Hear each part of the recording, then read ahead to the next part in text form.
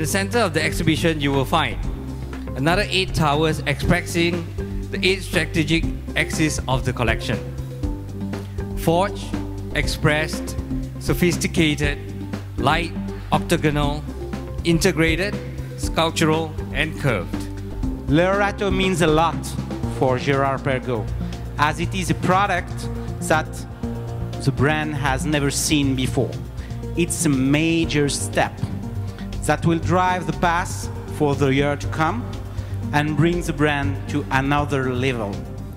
The design is close to the L'Aerato that has been launched in the 70s, because this product that you will be able to admire in the 8th column has been inspired by the product that is born in the 70s.